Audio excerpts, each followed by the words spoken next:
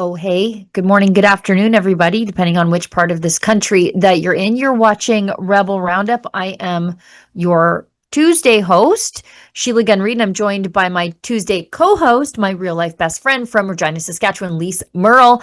Lise, how's it going? We're fresh off a wild night of, well, no results in the Alberta municipal elections, and counting continues. I feel like we actually never got off TV. Oh, Lise is muted. Oh, try again. Still muted. Efron, there. Are you muted on your side? Uh-oh. Wait. Where? There she is. Oh, there. We solved the mystery. Tech disaster averted. Well, hi, Sheila Gunn Reid, and hi, Canada. Yes, we have just hardly blinked overnight, and here we are back on the live stream. We had a scintillating and highly entertaining election coverage night, again, last night for the Alberta municipal elections. And our special co-host for the entire evening was Chris Sims. Right. Okay, Chris Sims from the Canadian Taxpayer Federation. I don't know if you can see him, but I got my Fisher-Price, I got my Fisher-Price phone here for Chris Sims. Yes. It was an eventful evening, and yet we were left on a cliff's edge. We don't know who's won yet in Alberta because of the hand count, which I think is a little bit problematic. Listen, remember those big COVID screens? Remember those, like the great big plastic screens? Right. They should be counting those votes live behind those screens so anybody can watch, and we have the results at the end of the night. That's a good idea. Because this is a lesson in efficiency. We saw a really low voter turnout in Alberta. Yeah. Oh, sorry. Do you want me to stop and we'll continue with the intro?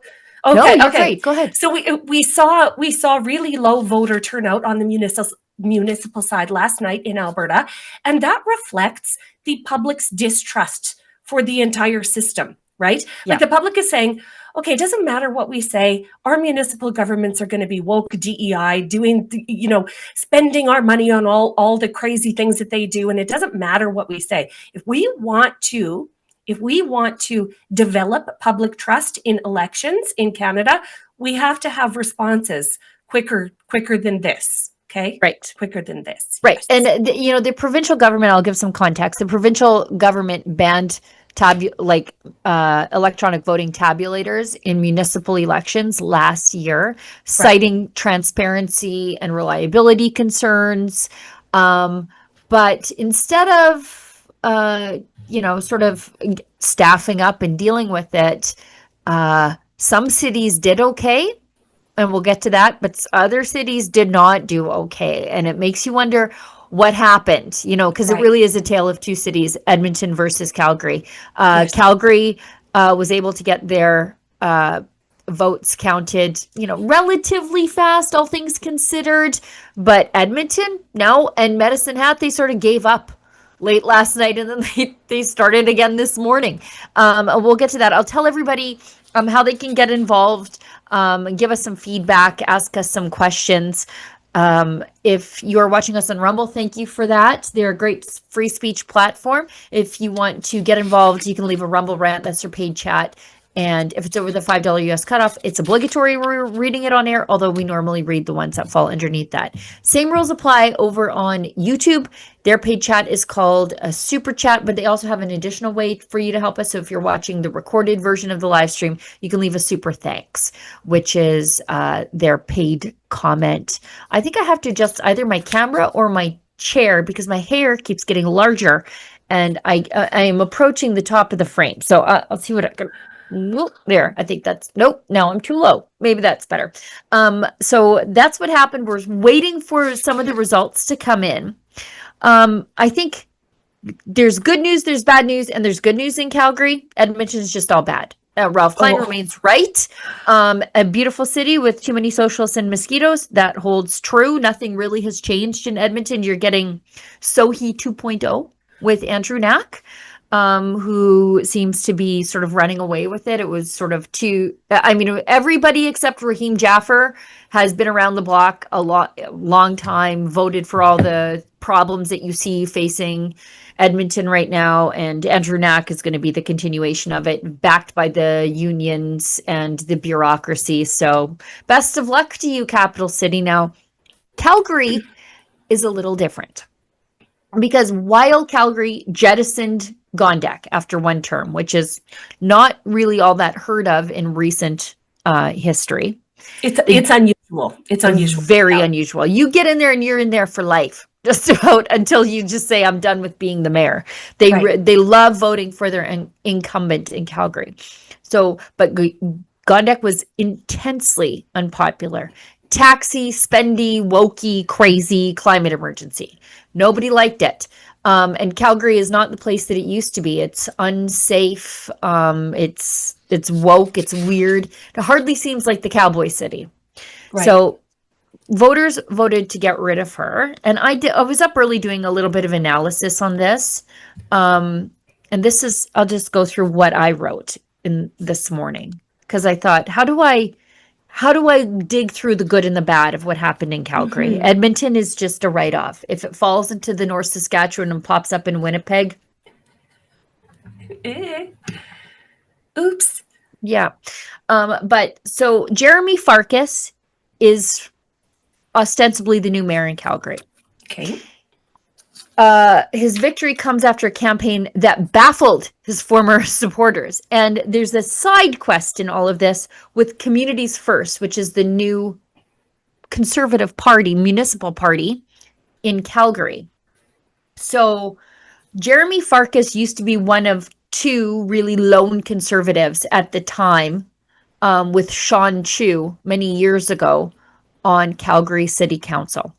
Okay. And he was sort of this young firebrand. He started at the Manning Center before it became Canada Strong and Free. He was a Wild Rose staffer, and then he ended up on Calgary City Council, and he was just grinding it out, as one of the lone people on City Council.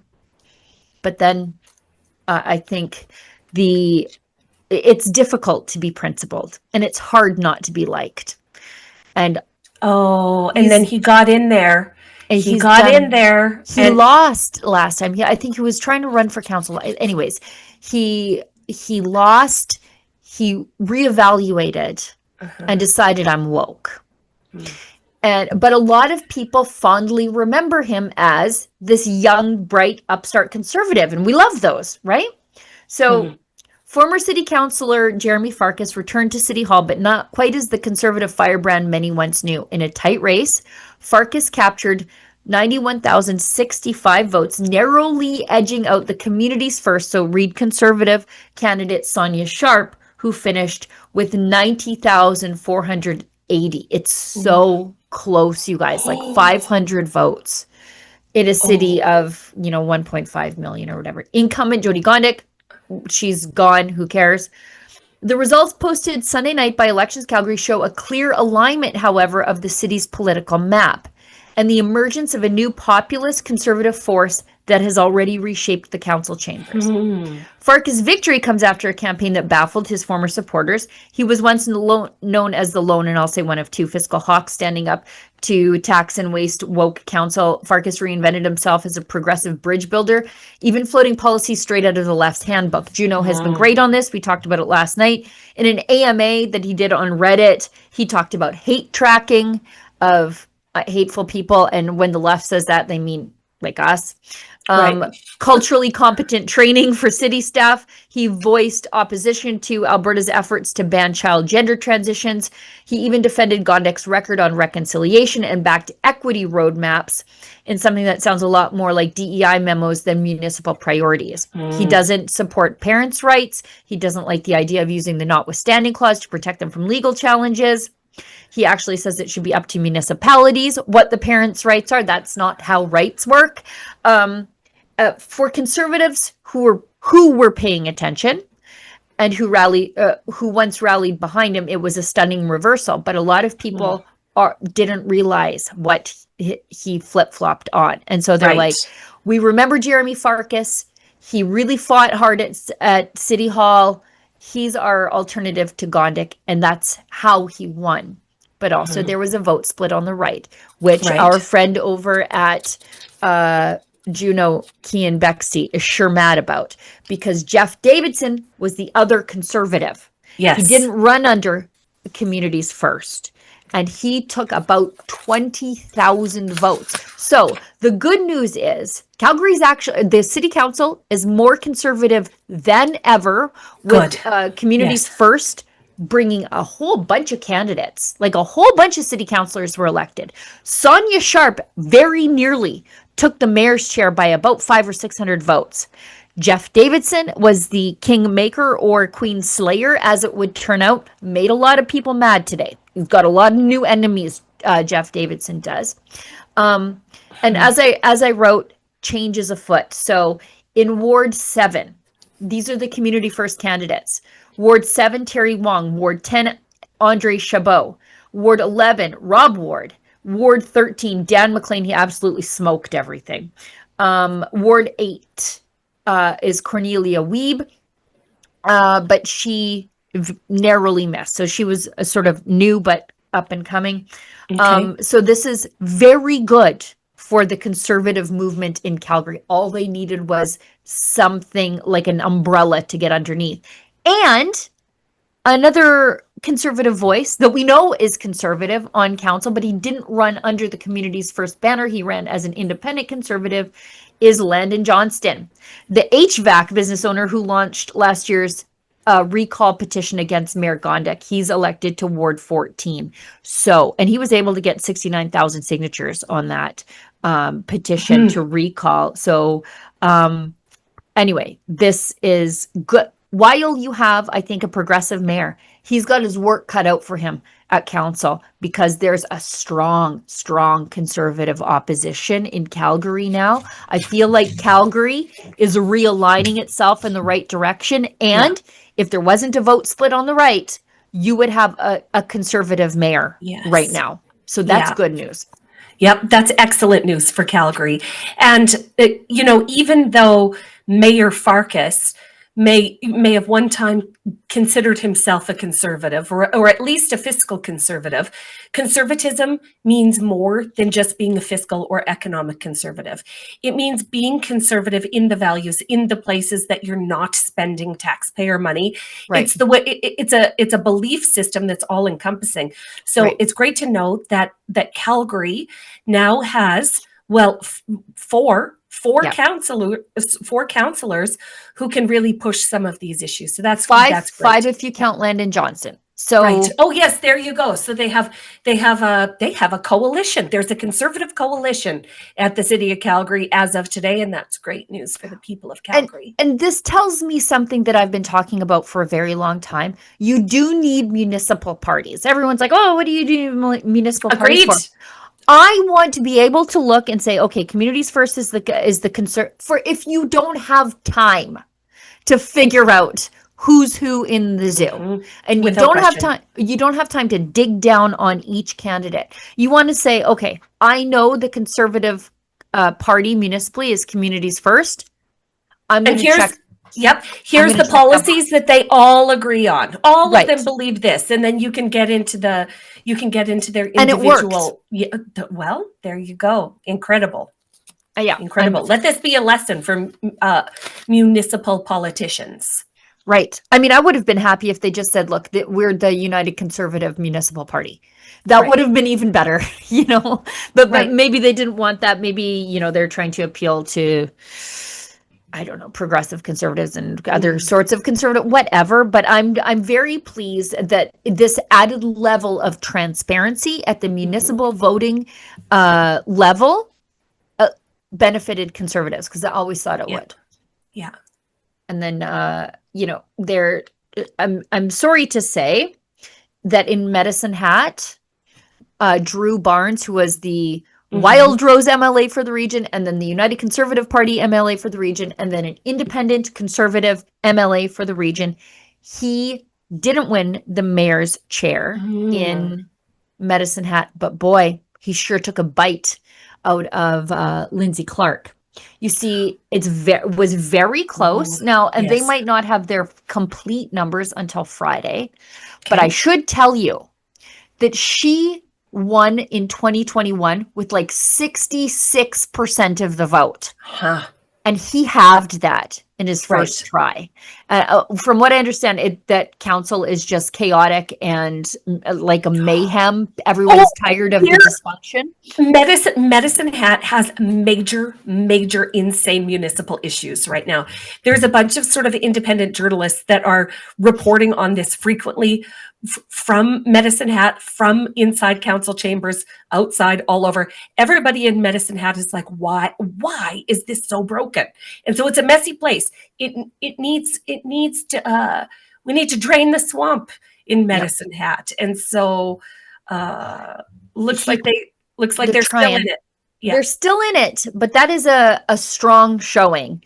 The first time out, taking her from 66% to, I think it's about 33%. So chomping that right in half. Yeah. Drew's well known. I think if anyone was going to take a run at her, it would have been Drew. But anyway, here's to cleaning up a really beautiful city, because I love Medicine Hat. It is the best. Yeah. Yes. It's in contention for the capital city of the new country. Yeah, it's Medicine great. Hat. It's beautiful. I don't even want to tell people how nice Medicine Hat is, because then you'll go there. You don't want it to be too popular. I don't want it to be too popular. I cannot stress enough. If you love Osoyoos in BC, you're gonna love Medicine Hat. You're gonna love it. Yeah, it's great. It's amazing. Mm-hmm. Yep. Agreed. I'm just gonna briefly touch on Edmonton. Edmonton, no surprise there. Progressive place, full of government workers. Voter turnout really low, as would be expected when you just don't care. You're just getting more of the same. It's the 30%, the lowest turnout since 2007, when it was 27%. There was one conservative candidate, Raheem Jaffer. He's the former Reform MP for Edmonton Strathcona. He's a businessman. He was a Harper MP, but he didn't have a long enough runway for people to get to know him, because while his name may be known in conservative circles and older people like me, there's a lot of young people in Edmonton, newcomers to Edmonton, people who have moved to Alberta because of our the public has a short memory typically. So yeah, you were saying that if he had had more time to reacquaint himself with the voters, they might have liked better. Mm-hmm. They might have liked him. He was saying all the right things. He was campaigning on a tax cut, and cleaning up the streets. And those are things that resonate with people, because those are, federal voters' issues also. But I didn't see him out there campaigning enough. And I was paying attention out of the corner of my eye, and I didn't see much, and I should have seen something. Right. Should have been more glad-handing. If he had run a year-long campaign, I think he probably would have won. But anyways, they voted for the people who did that to Edmonton. So anyways, best of luck, everybody. What else do we have on? Should we keep going? You want to hit a quick ad break, Efron, and then we'll just get right into everything else that's happening? Okay, let's do that.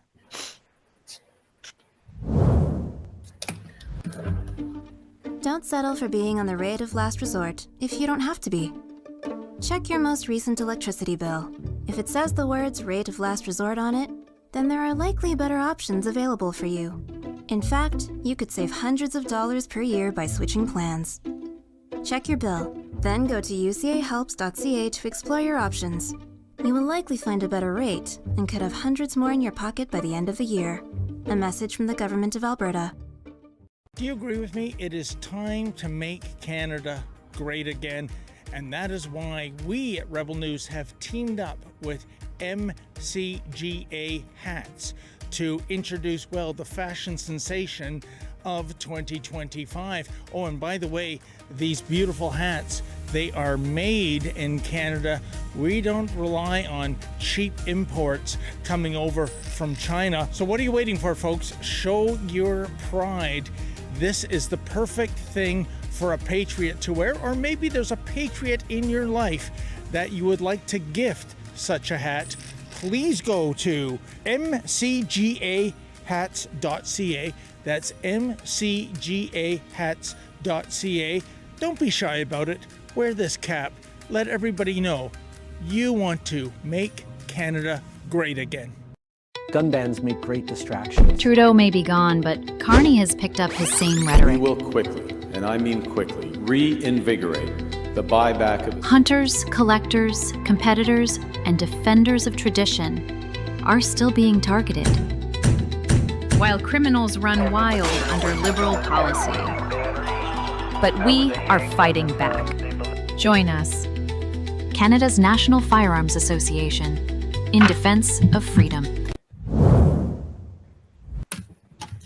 Okay, Efron, I just want to, I'll read the message from our friends at the Wellness Company, and then I just want to talk about, and I know it's not on the list, about the tough day, very tough day that the new CBC president had at the Heritage Committee yesterday, starring one of my favorite MPs, Kevin Waugh, Saskatchewan MP. Kevin Waugh, who used to be a broadcaster, and he famously, to Catherine Tate, read her his own survey because she's like, surveys say the Canadians love the CBC. He's like, that's And he's fine. like, I brought my own survey. Actually, I asked the people where I live what they thought of the CBC, and this is what they said. And then he just rattled off a laundry list of He was reasons just like, why put on people his hate glasses. the CBC. Yeah, it was the best. He's like, It was that's the funny. I best. have my own. And he just like read, and she just had to sit there and listen. And he's Yeah. like, here's Wanda from Pilot Butte. And it's just like, and she had to sit there and listen. So he's back again, giving it to the new CBC head. And we don't, I have a 5-minute clip. We're not going to show it all, just the first little bit. And then Kerry Diot, back where he belongs as an MP in Edmonton, former journalist. He used to be with the Canadian Association of Journalists before it lost its marbles. And he was asking her, why do people from Alberta and why do you think people from Alberta and Saskatchewan dislike the CBC? And she couldn't say. And then he sort of made fun of her survey, which was fun. But let's, I'll share this message from our friends at the Wellness Company and we'll get right into that. What if those who were once called conspiracy theorists turned out to be right again? A new study by Korean doctors claimed that COVID vaccines raise the risk of 6 cancers, including lung, breast, and prostate. Researchers analyzed health records for more than 8.4 million adults between 2021 and 2023, and their findings were published in Biomarker Research, a respected scientific journal. Critics dismissed it, but the data raises concern that spike protein exposure may be tied to long-term health risks. Dr. Peter McCullough has been aware of this since 2020, which is why he collaborated with the Wellness Company to create Ultimate Spike Detox, designed to help your body clear spike proteins, reduce inflammation, and support heart health. With natural ingredients like nattokinase, dandelion root, and bromelain, it is your daily proactive defense for a man-made virus. Don't wait until symptoms strike or something unexpected happens. Experience the only formula approved and used by Dr. McCullough, one of the top doctors who risked it all. Head to twc.health/rebel, use code REBEL to get 10% off free shipping. Again, that's twc.health/rebel and use code REBEL to get 10% off. Get back to that pre-COVID feeling. Now, I know our second segment is Carney controlling Trump, which is absolutely laughable, but let's have a good laugh at the CBC's expense before we get into that. Yes. Kevin Waugh. Let's go to Kevin Waugh first. I'll tell you when to stop. I get so excited when I see him at Heritage Committee because, as I said, he's a former journalist, but he's from Saskatchewan, so he's got those Saskatchewan sensibilities, and he has got no time for the CBC, and I just love it. So, to give you some context, CBC has a streaming platform called CBC Gem. They claim everybody watches it. Nobody does. They won't turn over those subscribers. And to protect the lie, they won't turn over the subscriber numbers for a platform funded by the taxpayer, and they're in court fighting it. Kevin thinks that's garbage. Let's hear. Madam Chair, and welcome again, Madam Bouchard. You know, I looked at your 5-year plan for CBC, and right at top, you talk about accountability and transparency, which is any organization, those two should be on the top. But yet, to date, you've refused to provide any accountability to Canadians by sharing the numbers of CBC GEM. And that's an issue. We talked about it here with your predecessor, Ms. Tate, and she said, oh, it's going well. We got 2 million on and off viewers, but yet the subscribers vary because of the Olympics. They come on, they watch the Winter Olympics, and then they leave. But why aren't you disclosing those numbers on CBC GEM? I mean, your competitor may be Crave from the Bell Media, and they're trumpeting 4 million. So why would you not disclose CBC GEM numbers to the public? Because you're all about accountability and transparency. Yeah. So the way people subscribe to platforms such as GEM or Crave is evolving quickly. Used to be everybody was behind a paywall, and CBC was offering a hybrid model, both with 2TV and with GEM. We were, first of all, with GEM was completely free, and then we added on a tier of subscriber features that were essentially being able to watch without advertising and access to CBC Newsnet. So these are considerations that have play in the negotiations that we have with distributors, with bundling.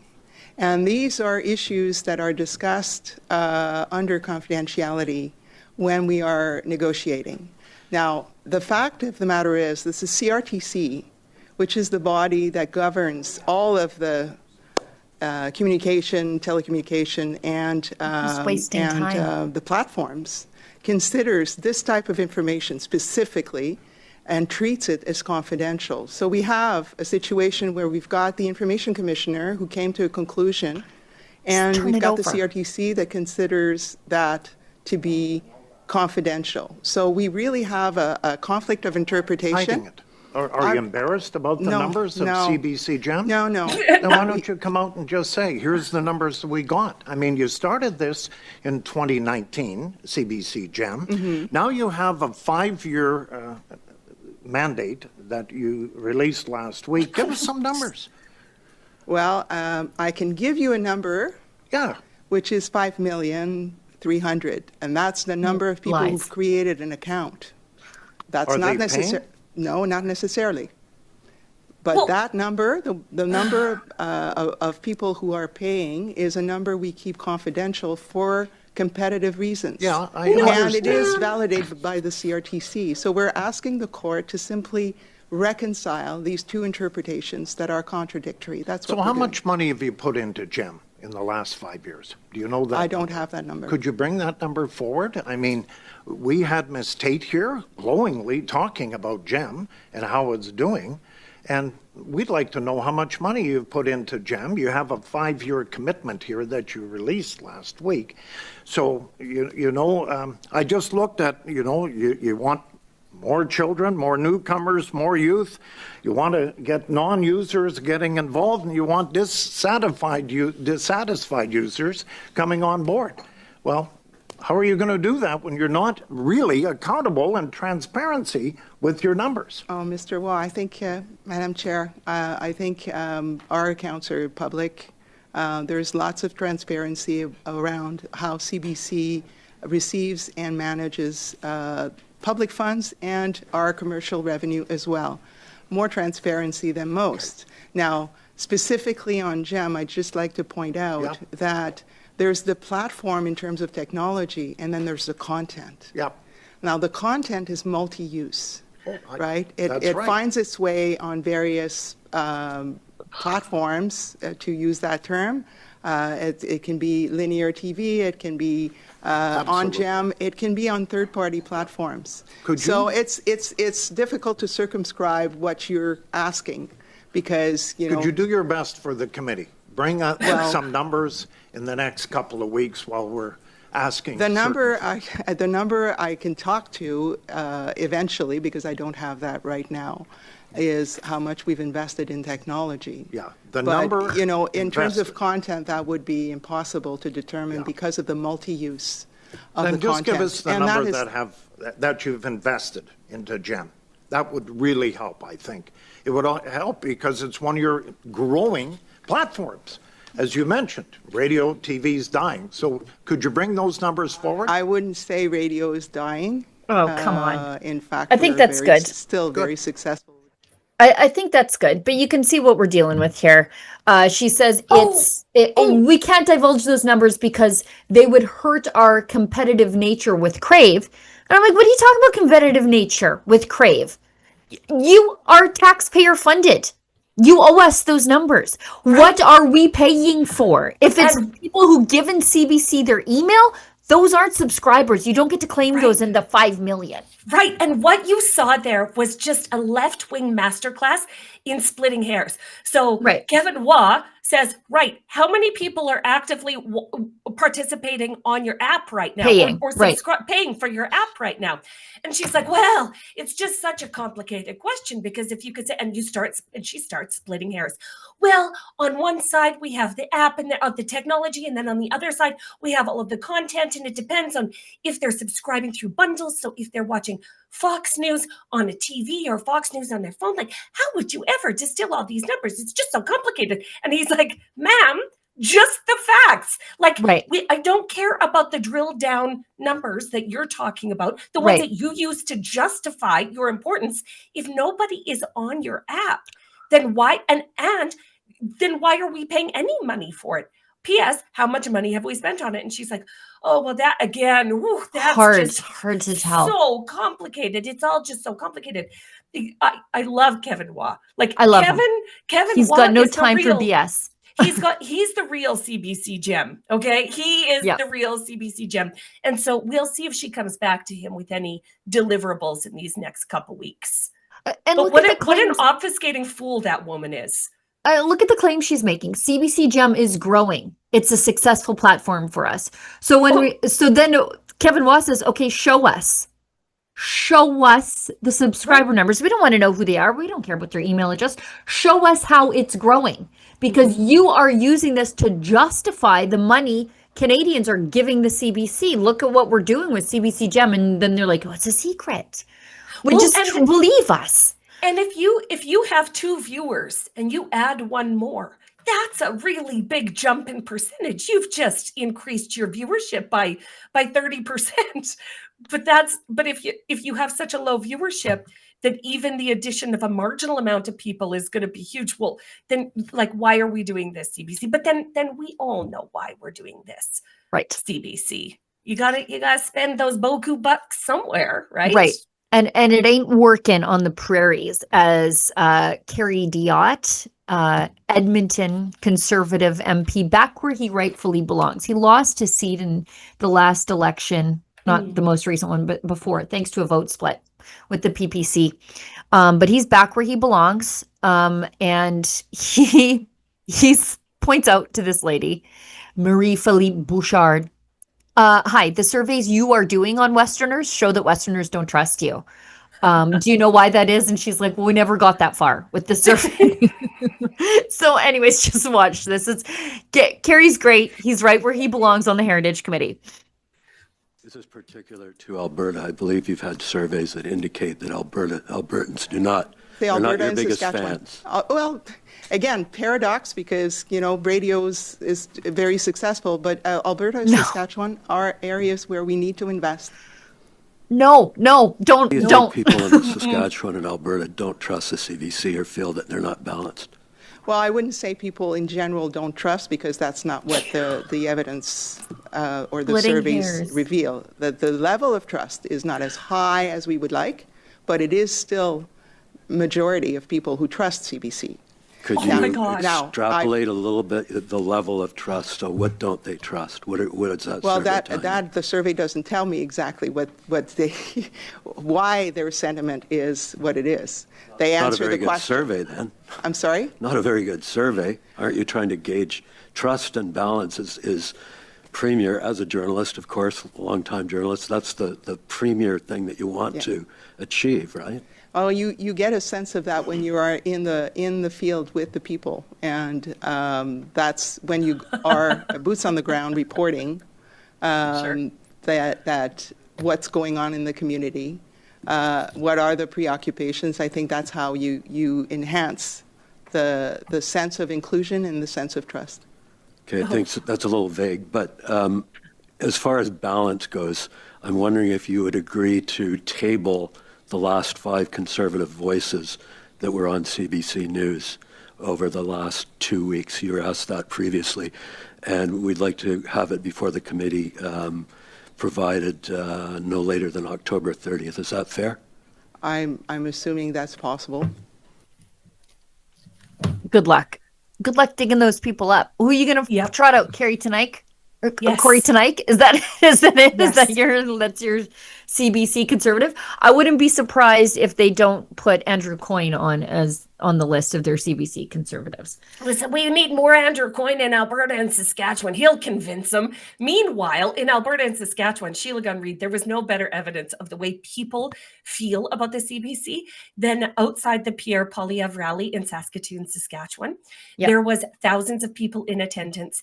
The CBC pulled up in its CBC branded vehicle, and the boos that erupted from that crowd, I've never seen anything like it. Yeah. It was incredible. And this, this lumbering CBC employee with his VCR on his shoulder and his huge tripod and, lumbering around. Listen, that man did not have a friend in 2 square kilometers. That man did not have a single friend. And yet the CBC would tell you, oh, no, the people of Saskatchewan just love the CBC. Maybe there it is. Yeah, I got it. Let's, they're getting a warm reception. I said it. We have the audio. Can we play that?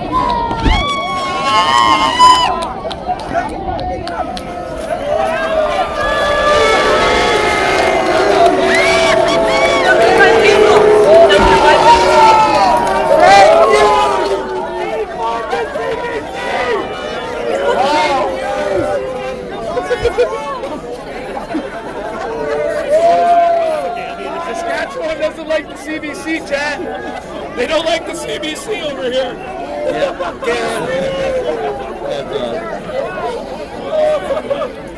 Hey, rebel.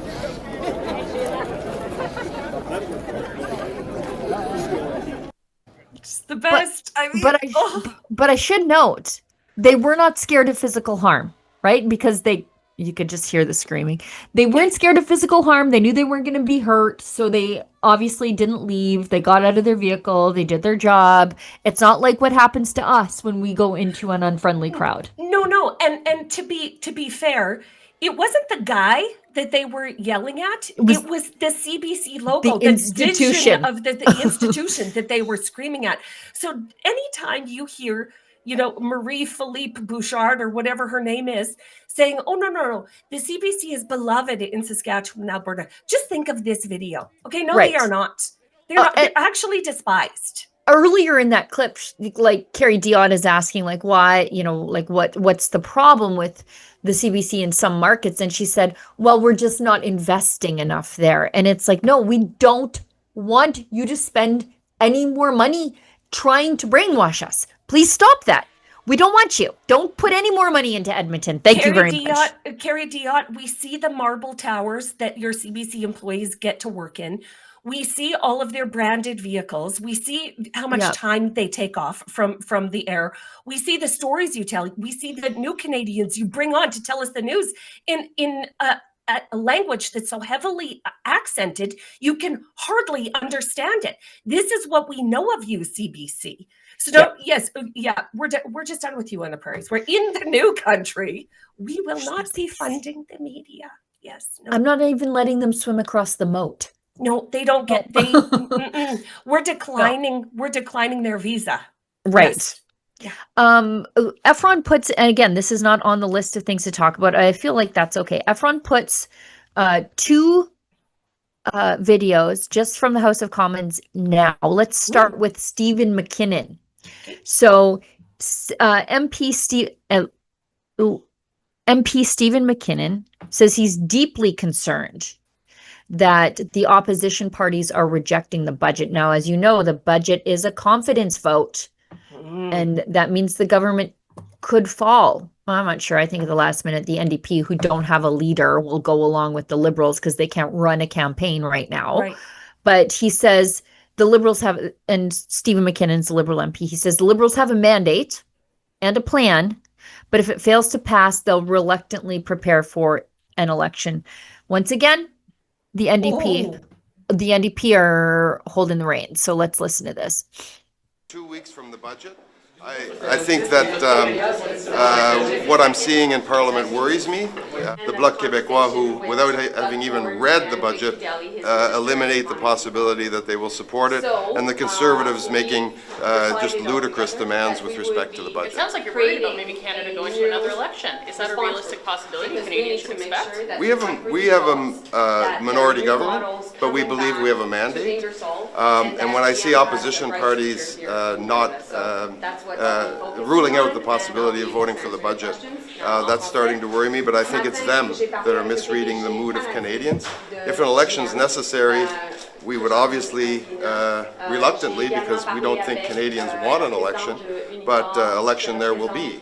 It's the opposition parties who have that decision in their hands. Why not accept the NDP? You'll have to ask the NDP about the NDP. I think that's the entirety of the clip. So how dare those opposition parties oppose us? I like how they said the Conservatives are making ludicrous demands, like quit spending all of our money. Inflation's killing us. Right. And they think that, and the Liberals think that that's a ludicrous demand. This is what we get with the global banker in charge, that they don't understand inflation versus spending. Right. And so now we're faced with another situation like the green slush fund cover up. So are the Liberals going to prorogue and obfuscate and hide what they've been doing over these last 10 months? Or are they going to be honest with Canadians? And I mean, it would just be same old song and dance if they hid what they were doing from the Conservatives, but the opposition must push and must push hard, because we've seen our dollars being spent in their hundreds of billions of dollars on things that nobody consented to. Okay, nobody consented to any of the money that they're spending right now. So the quicker the Conservatives and the opposition can get them in line, the better for Canadians. Do you know what? The Liberals don't want an election right now. I don't think they have the stamina. The Riz is off Count Dracula there, in his osteoporotic posture. And we just saw Newfoundland go Conservative. So these Liberals, they're frightened. Poilievre is in a safe Alberta riding, which means he can campaign anywhere without having to spend all that much time at home. And people who maybe didn't show up to vote because they thought it was in the bag for the Conservatives, who are regretful of that, I think they would be out in droves this time around. So and especially with the change in tone from the federal Conservatives right now. So since Pierre Poilievre reclaimed his seat in Alberta, he keeps doing and saying things that Conservatives have been long waiting to hear him say. So there's been a change in vibe from Pierre Poilievre. He's going after DEI, which is incredible. Like, finally, they're going after DEI. They're going hard after bail reform, and they're taking on initiatives that they were gun shy of in the lead up to the election. So yes, they should continue on this path. Yes, they should. It's good. It's so good to see it. Yeah, you know what? Conservatives are enthusiastic for change, and they will work for it. And I think the Liberals are tired, and the NDP are hopeless. So, you know what? Let's rumble. I don't care. Well, and not to mention that our U.S. trade negotiations are hinging on the woke issues. We saw Donald Trump say to Mark Carney, we used to do these terrible, woke, awful things like have boys and girls sports and have strangers take away your kids and change their sex. He said that to Mark Carney. In his way, he was signaling, get rid of the woke and you might get a deal, Canada. That's what he was saying. And the Conservatives would be silly not to take advantage of that. as a Westerner, what's the difference? We could, what's the difference if we run another election? What's the most terrible thing that could happen to us? We get another Liberal. We already got that. So whatever. And what does that do? Drive separatist sentiment? Okay, I'm listening. Yeah. It's not, I hate to say let's burn it all down, but sometimes I feel that way.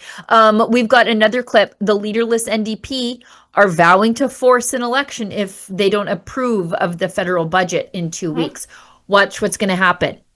They can't run an election. They don't have a leader. They have no money, nothing.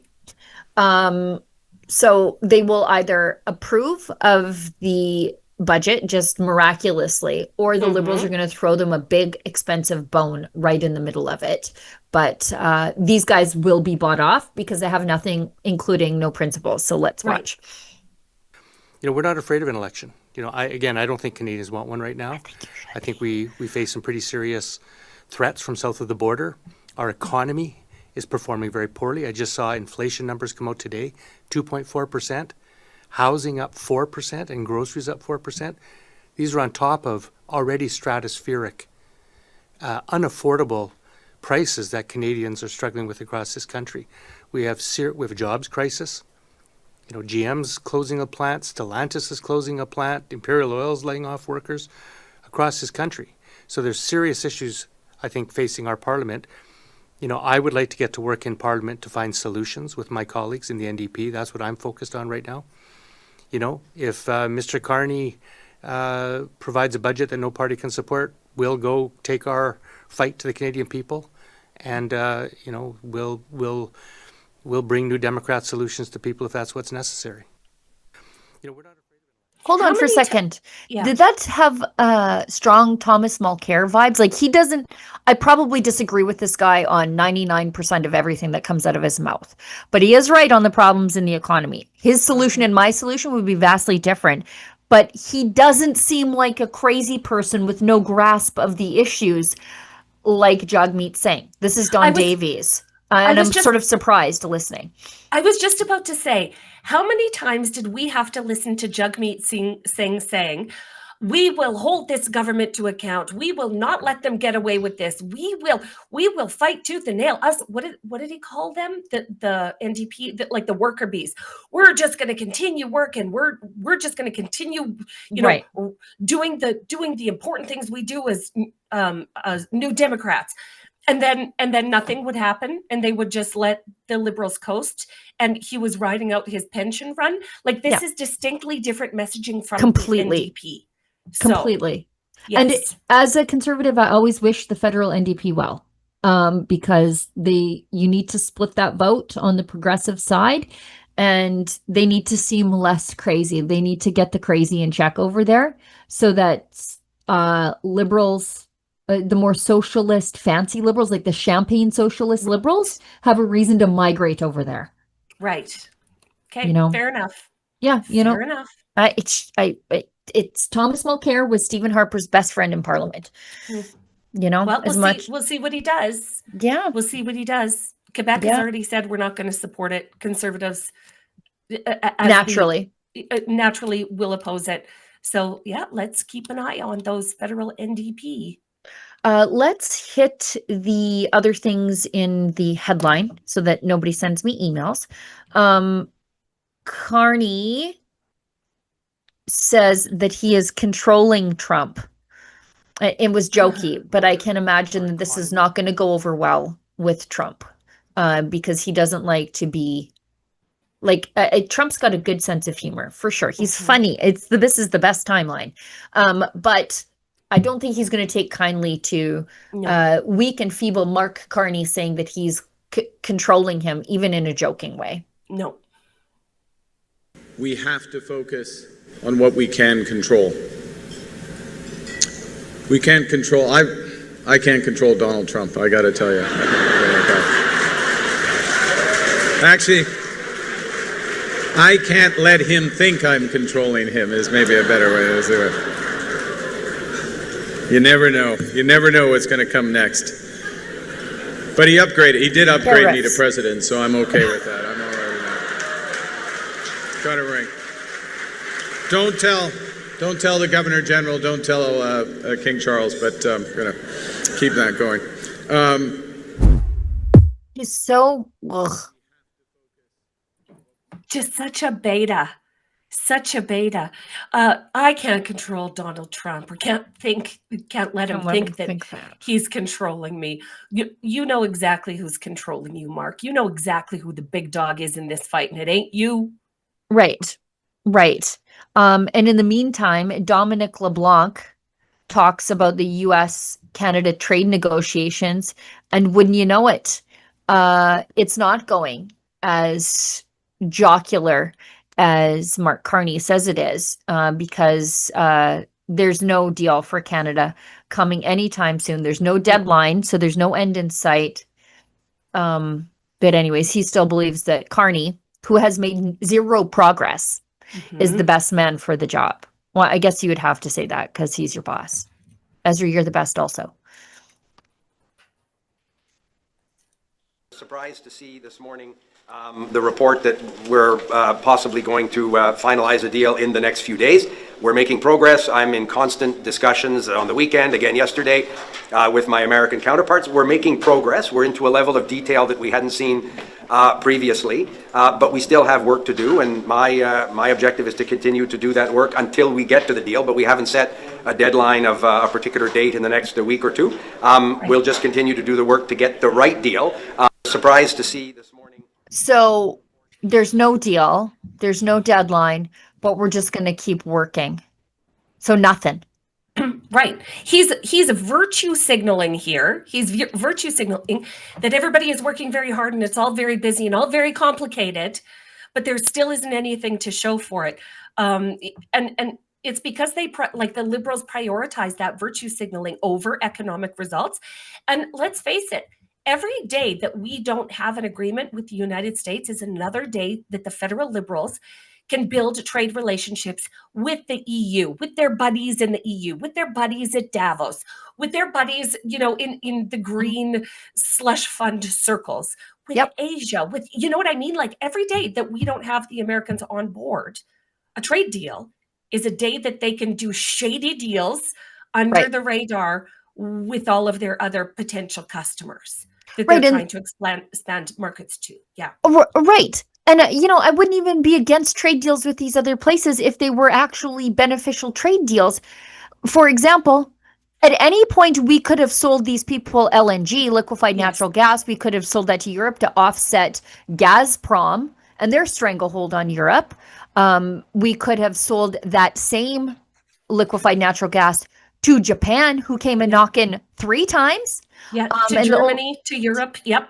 Exactly. But instead, we're like, you know what? We're going to do a deal on cheese with them. And you're like, great for the dairy farmers, whatever. But you know what I mean? Yeah. Yeah, Anyway. I know. Also, in bad Liberal ideas, this is also from the headlines, Efron, so you can pull this up. The consensus on immigration is crumbling as 8 in 10 conservatives, that seems low, say too many people are coming in. Popular support for more immigration has cratered. Yeah. And I think that doesn't even tell the whole story, because for years, across all political parties, people have, once you told them what the numbers were, they were even NDPers were like, oh, that's way too many. Yeah. They just had no clue what the numbers were. They couldn't get their head around it. But once you told them, all the polling data said, no, there's way too many. So the number of Canadians who say the federal government is letting in too many immigrants has spiked in recent years. Among conservative voters, the swing is even more dramatic, according to a new poll from Environics Institute. Conservative Party, are you listening? Yes. Because this is how you take Liberal voters. This is how you take NDP voters. The Canadian consensus that adding more newcomers, I don't think it was ever a consensus, is generally a positive development is crumbling, and that's largely driven by most conservative voters moving to a starkly more negative position on the immigration system. It's doubled from 41% in 2020 to 82%. The highest number Environics has ever recorded of any demographic group in the 48 years it has been tracking opinions on this question. Incredible. Incredible. So in these 5 years, half of Canadians opened their eyes and went, "Oh my goodness, what has happened?" And here is a startling number, and Conservatives, this is your campaign slogan. I mean, besides the culture issues, but a lot of our societal issues are downstream of this. You fix this, you fix a lot of other things. The overall number of Canadians, so this is across all political parties, who say too many immigrants are coming in is 56%. There's a lot of baby Conservative voters that you could bring into the fold on just this one issue alone. Mm-hmm. Yeah, it's an 80-20 issue. It's a perfect 80-20 issue. Completely.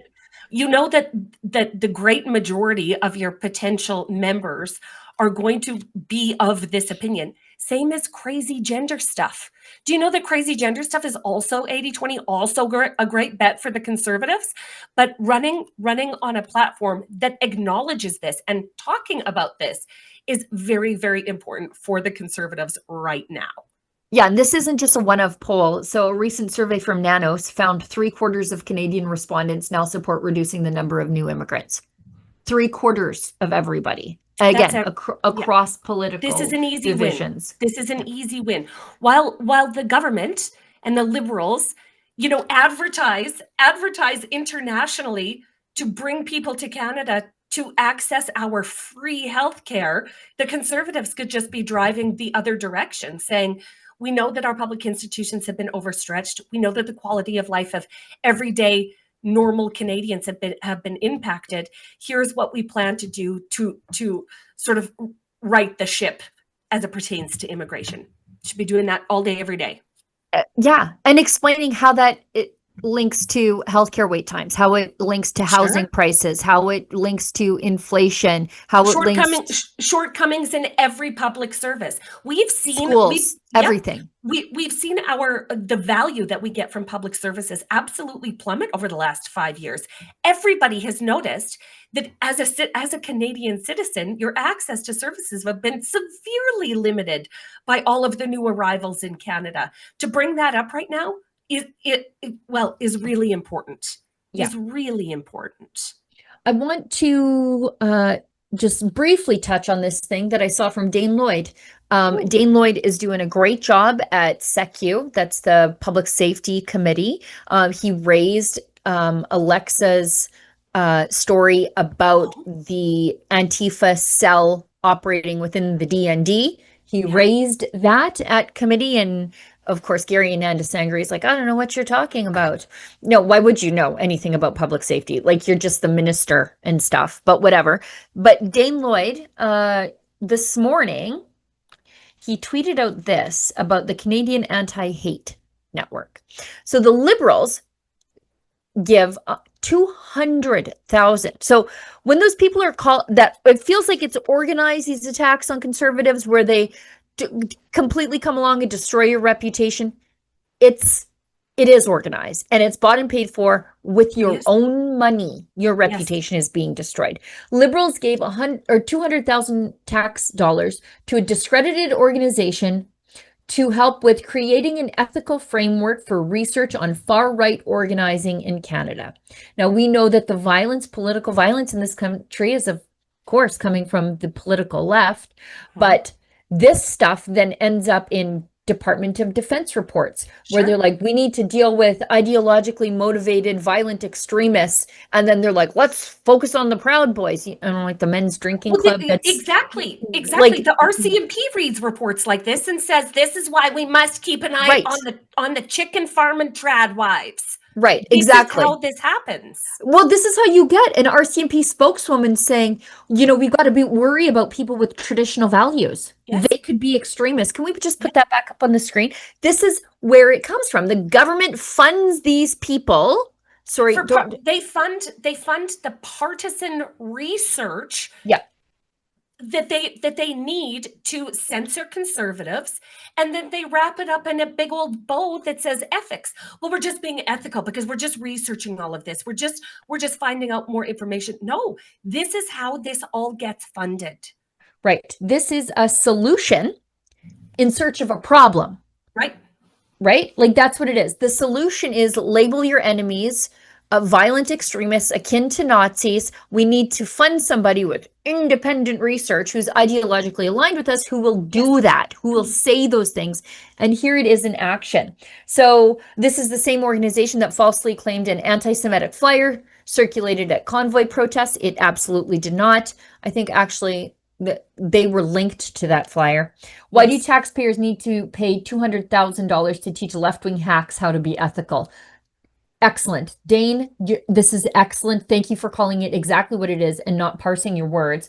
It's creating an ethical framework for research on far-right organizing in Canada, to establish a framework that enables the Anti-Hate Network to conduct studies on the far-right lens. So this isn't even money to conduct the study. This is money to create the infrastructure to conduct the study. You see, this is like a perpetuating, like perpetual motion machine, where the money just causes the perpetual motion. Right. Expected outcomes include increased research capacity. Like, do you read that carefully? Not increased research, but increased research capacity. This is scaling up their activists, is what this means. Yes. On anti-democratic movements rooted in racism and identification. This is where a study gets produced that calls for the censorship of you. Identification and adoption of best practices for researching human subjects. That is creepy as all get out. And the development of foundations for a dedicated research arm that adheres to these ethical standards. This is another perfect example of why defunding DEI is so terribly necessary. Because when you defund DEI, you also defund all of the organizations that were created in the wake of DEI. This is a perfect example. $36 million for a DEI initiative that's trying to position the government into having a problem that it then needs to solve. Right. Like, it's crazy. Defund all of this. Exactly. All of this. Anti-racism, climate craziness, gender craziness. Sheila, what are some of the other ones that we could defund? Women and gender. Oh, that entire ministry. Gone. The entire thing. Like, gone. If it's related to any one of those check boxes, cut it off. And it's in every ministry. It's in every public institution. They're funding it through public safety. They're funding it through the DND of all places. They're funding it through Canadian Heritage. Like, it's so much. The cost to the taxpayer is absolutely insanely staggering. And just on the surface, if we defunded all DEI, we could literally get rid of 30% of our government spending today. Because that's how pervasive it is in public institutions. When 30% of your workforce is dedicated to DEI, you've lost the plot. You've lost the plot. Just think of all the things you couldn't be doing. Like, and that's what I always think about government. Like, not like, oh, imagine what government could do with all this money. I think of all the things they couldn't do. And that's what makes me happy, because I don't want them doing all that much. Because when you permit them to do lots of things, this is what you get. Right. It is. No, DEI is a cancer in society and in public institutions in Canada. And we must just cut it out like a cancer. Treat it the same as cancer. DEI is cancer. It's the real institutional racism. For sure. Hey, I want to tell you what Ezra's doing. He's in Ireland right now, making a little trouble. We've got actually a quick clip of what he's there doing. You see, Ireland is, I believe, about 2 years ahead of Canada, I think. Okay. So if England itself is 5 years, Ireland is 2 years? Yeah, and I think that's just because of the population size. So when they dump, and I say this as we are about to take in a whole bunch of people from Gaza who are culturally incompatible with us. Ireland has a small population, where there's a lot of small places in Canada where if you dump 200 or 500 people, the character of the town is gone. Cultural overload, right? Yes. That's happening in Ireland right now. And it's odd for me to see the political establishment there be okay with it, but the people are not okay with it. So Ezra's there reporting. Let's watch this quick clip. Okay. Good morning, Ezra Levant here. I just touched down in Dublin. It's 9 a.m., which is 4 a.m. back in Toronto. Managed to get a couple hours sleep on the plane. The reason I've come back to Dublin is a horrific thing happened yesterday. Allegedly, a migrant at a huge urban refugee camp that the Irish government set up in Dublin allegedly raped a 10-year-old girl at that refugee camp. Now, this 10-year-old girl was in state custody, so she was a ward of the state. How did a 10-year-old girl find her way from being a ward of the state to the refugee camp and being allegedly raped there? It's so shocking. And how did the alleged rapist, how was he there too? He came to Ireland, according to reports, 6 years ago and was ordered deported. He was ordered out. His asylum claim was rejected. He was ordered deported, but he was still in Ireland, not just in Ireland, at that government refugee camp.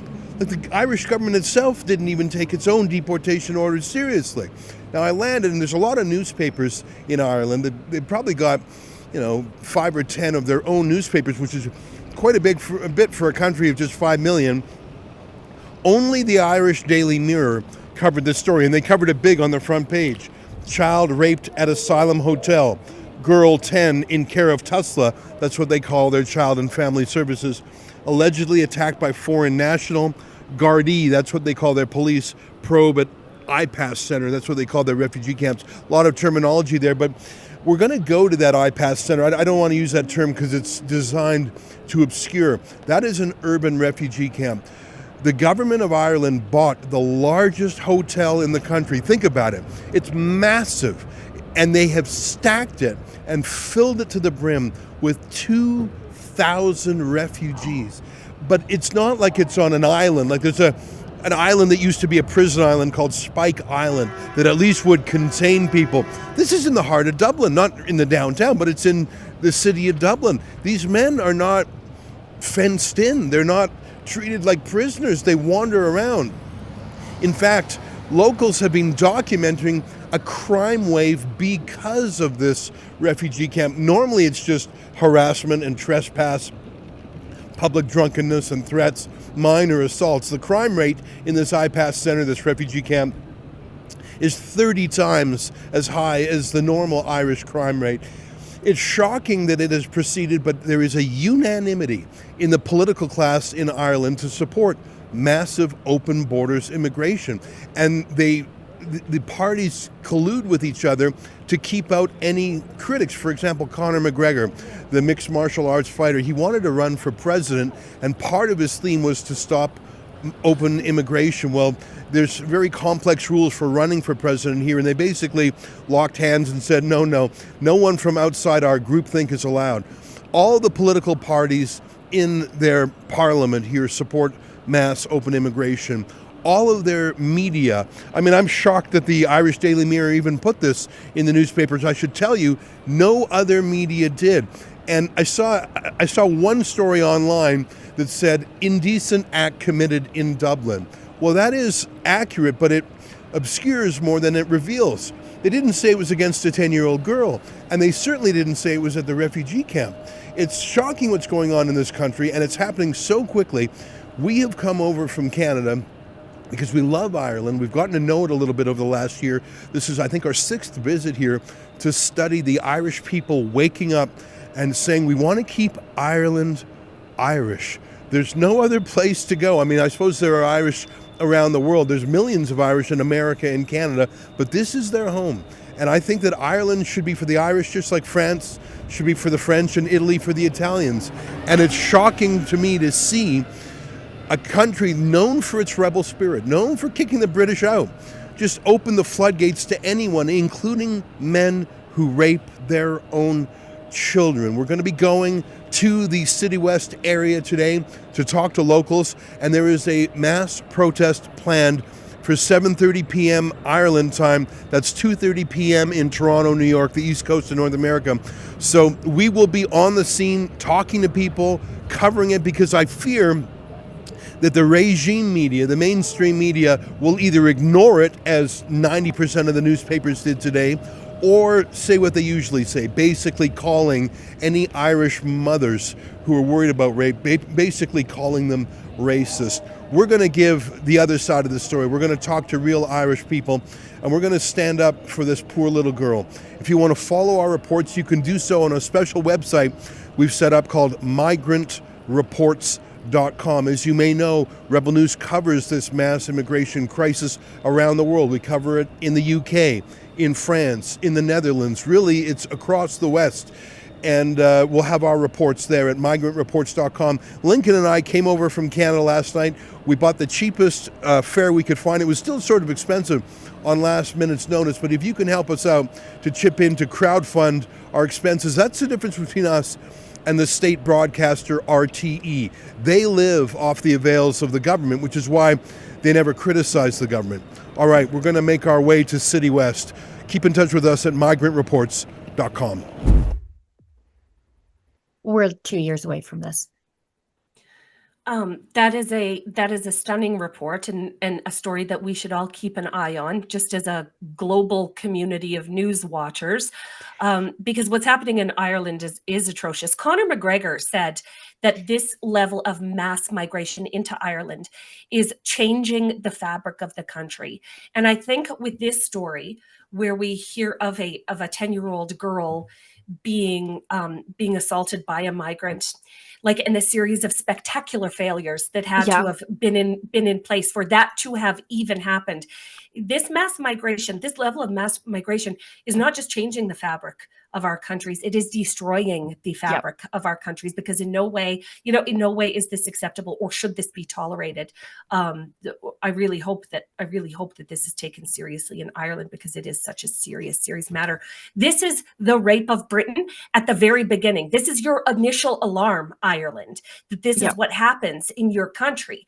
So you can either let your elected officials and bureaucrats pretend like there isn't a problem, or you can absolutely raise a stink about this. Up to you guys.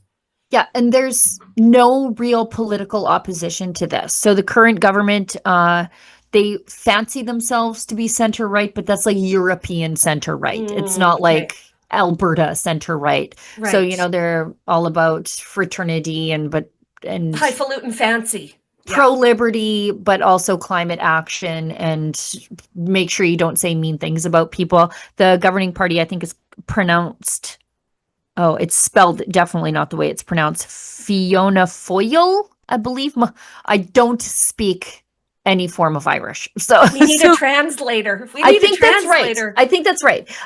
But they've basically permitted this to happen. They're the governing party, and they don't want anybody to talk about it. And Sinn Féin, the opposition party, which is a socialist Republican party, they're even worse on this, which sort of doesn't make any sense to me, because Sinn Féin was the original Republican party. Like the name of the party itself translates into some people say ourselves alone, but it's we ourselves, like Ireland for the Irish. And yet they are perfectly in favor of what's unfolding in Ireland right now.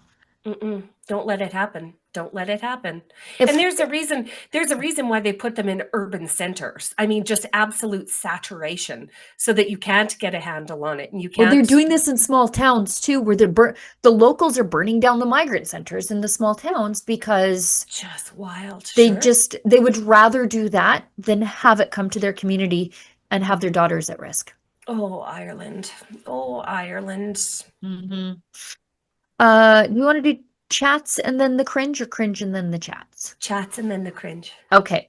PJ Menezes is back to confuse me with his name. $5. He says, my Catholic priest always said you can't be a fiscal conservative without being a social conservative. Sounds like you've got a great priest. It's true. You should not allow I'd pay you for that comment. I'd pay for that comment. Yeah, very good. Yeah, I mean, and fiscal conservatism is frequently about not allowing the government to get so big that it does the things that the family and the church and the community should do. Right. So yes, Because then once it gets big enough to do those things, you get the government's values along with the government doing those things. And so if you want to protect your family's values, you must be a fiscal conservative. And if you want to be a social conservative, you can't let the government get big. So it's a symbiotic relationship. Sounds like you have a great priest. We've got one more, and this is on the Ezra issue. So Kaylin, if I got any of my pronunciation wrong, I will not be surprised. And I'm sorry already. Callan 8580 gives us 20 euros. Well, thank you so much. My goodness, thank you. How fancy. Fihenna foil? Somebody corrects me on that. I don't know. Says, huge thanks to Rebel News and Ezra for coming to Ireland to cover the protest. Read the grape of a 10-year-old little girl by fake UG. The girl found seriously injured in a migrant hotel was supposed to be in state care, as Ezra just described. Everybody failed. The whole thing. A spectacular failure at all levels. Absolutely must make us think about it. Yes. I have, Efron, can you tell me? I saw it yesterday and I regret that I didn't see it. I didn't stop to watch it, but I was kind of busy yesterday. Did Liz May say crazy things yesterday that we might want to remark on? Oh, about the RCMP. Okay. Perfect. Efron. Okay, perfect. That sounds perfect. I had one on a Democrat lawmaker in Oregon having an absolute meltdown because the court ruled Trump can send the National Guard to Portland. And, I enjoy when progressive politicians absolutely lose their minds when the government keeps people safe. I mean, whatever. But Liz May is always my favorite. This is from our friend Kat Canada, who clipped it. She's remarking on Poilievre saying, yeah, I don't think the RCMP have been doing their job, letting the Liberals away with this intense level of corruption unscathed, including refusing to turn over documents and proroguing Parliament so that they don't have to turn over evidence of their corruption. Imagine, say you're being investigated for corruption. Let's just say you're a criminal. And the police say you should turn over those documents. And you're like, you know what? No. And then everyone's like, okay, fine. I guess that's how it goes. That's what the Liberals have been doing for 10 years. Like, no normal person could pull this stuff. And even pointing it out has driven Liz May crazier. And I also want to point out that if the Liberals did this sort of stuff in the United States, everybody would be in jail for a very long time. But it's Canada. Say it again. In the United States, if you pulled this baloney, you would be in jail. Yeah, they'd take conflict of interests and using your position in power to personally enrich yourself or your friends and being uncooperative with federal investigations very seriously. Very seriously. Even just being uncooperative will land you in jail. Like lying to the cops, that'll land you in jail for almost as long. Like lying to Congress will get you in jail almost as long as the crime itself. But in Canada, we're like, you know what? $300 fine, and we'll just label this Trudeau ethics violation, Roman numeral 11. Anyways, let's listen to Liz May. She's so offended on behalf of the police. Elizabeth May, Green Party of Canada. We know. I don't know about the rest of you, but I felt compelled to speak out at Pierre Poilievre's latest, outburst that seems to have come from the pages of Project 2025. It certainly didn't come from the criminal code, with the notion that former Prime Minister Justin Trudeau should be in jail if not for the quote-unquote despicable leadership of the RCMP. First of all, I did go to law school. Pierre Poilievre didn't. People think there are too many lawyers in politics. This episode makes it really clear, as far as I'm concerned, not enough lawyers in politics. You have to know something about the law before you spout off that a former prime minister should be in jail. Why? Was there a criminal code offense that the RCMP covered up? No. The report of the late Mary Dawson, the Ethics Commissioner for Canada, she reported in 2017 that she believed Justin Trudeau had broken the ethics code by accepting the Christmas vacation the year before on the Aga Khan's private island. I'll be honest with you, I never bought it at the time. I didn't want to be going in front of the microphones to defend Justin Trudeau's vacation, but it was entirely subjective. And I wondered how it was that the Ethics Commissioner decided that the Aga Khan was not a family friend. Now, the details are clear. Pierre Trudeau and the Aga Khan were friends. Justin Trudeau knew the Aga Khan since his earliest childhood. If not for Mary Dawson's subjective finding that the Aga Khan did not meet the definition of family friend, there was no offense here. Now, there's misuse potentially of using the planes, but even if every element of the ethics code was proven, which I don't believe it was, even if every element had been proven at that time, this was not a criminal code offense. So where is Pierre Poilievre's notion that the former Prime Minister should be jailed? It's deeply worrying because this is the kind of thing going on right now in Trump's United States.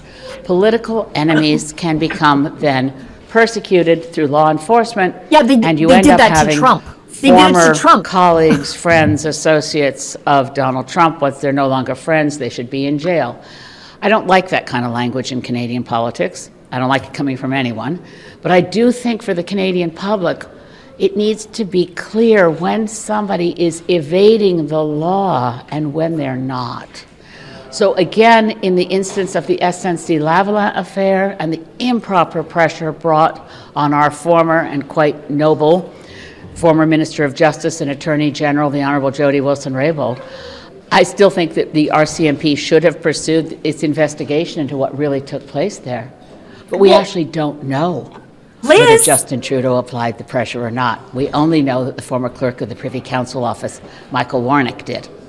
So these things, again, is there a criminal code offense here? Even if all the elements were proven, should someone be in jail?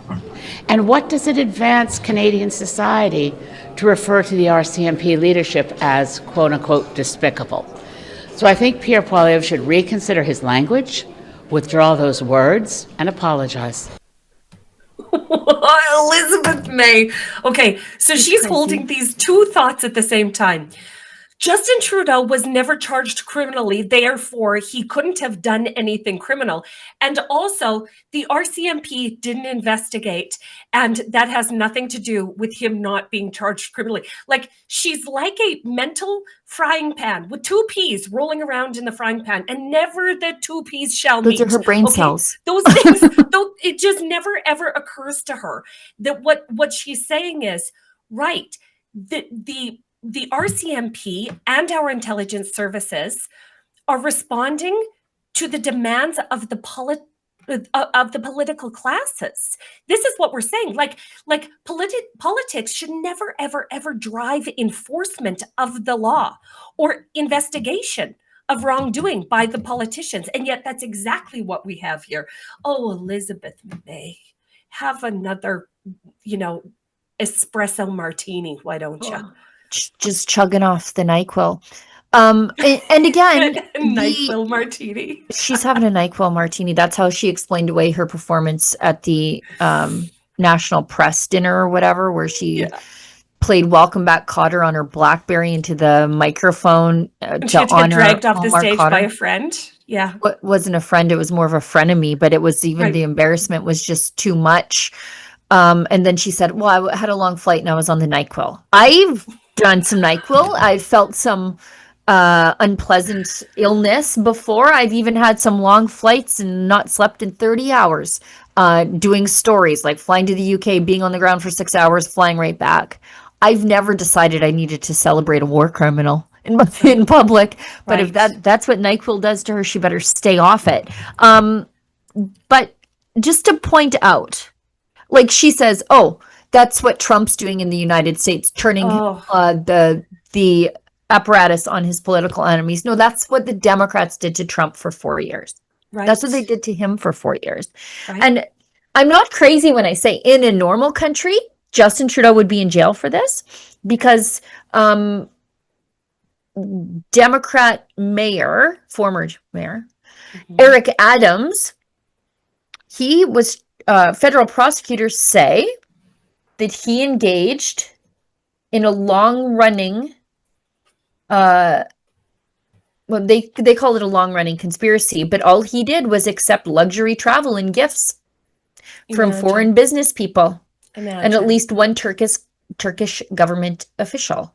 And so if it were in the United States, Justin Trudeau's gift of a vacation, particularly since the Aga Khan's Foundation was recipient of Canadian money, and the use of the planes would have resulted in criminal charges in a real. Right. But here in Canada, you know, the only crime that seems to ever be investigated is blue collar crime, right? Like white collar crime, absolutely not. Lace collar, you know, these elites, as they pull off some of the biggest grifts imaginable. You think they ever have a microscope put on them by law enforcement?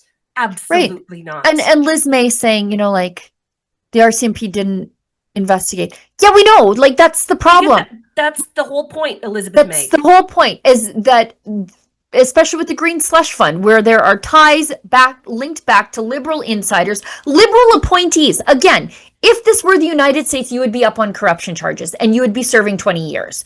If you were appointed to a political agency, a government agency, and then you used that position at that government agency to enrich yourself and your business interests, you would be in the slammer.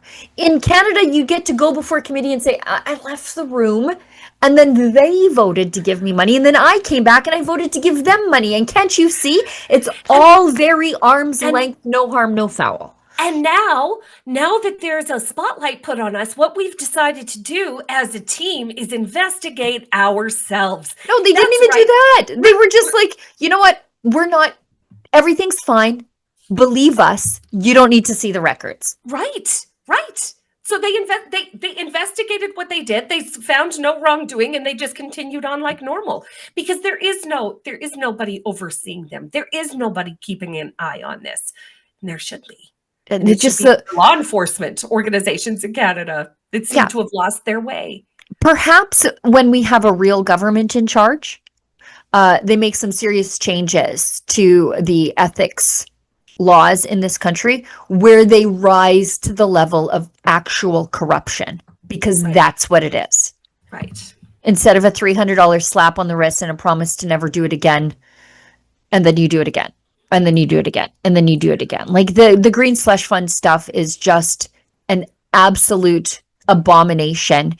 It's hilarious if it weren't so expensive for the Canadian taxpayer. And then, like, what do? The Liberals their friends get their hands caught in the cookie jar, and then the Liberals say, you know what we're going to do? We're not going to go to work if you're going to make us turn over those documents. Right. That's exactly what happened. Yeah. All right. Crazy. I think that's it. We're actually half an hour over, which doesn't surprise me at all. Efron, can you tell us if we've missed anything? Did we hit everything? Okay, perfect. Lise, we'll see you tomorrow. Thanks so much for the last, 14 hours of work with me, covering the election last night and then the live stream again this morning. It hardly seems like work when you get to talk to your friend for hours and get paid for it. Not bad. Not a bad gig. Yeah, it's good work if you can get it. Efron, thanks for working so hard behind the board there. I know it's just you. Olivia's off right now. Thanks to everybody who pitches in a little bit to keep the lights on here at Rebel News. We couldn't do it without you. And for those of you who do the affordable thing of sharing our work, engaging with our work, it helps us get served up in front of more people. It's a free thing that you can do, but it is priceless to us when it helps get our message out. We appreciate you for that. We'll see everybody back here, same time, same place tomorrow.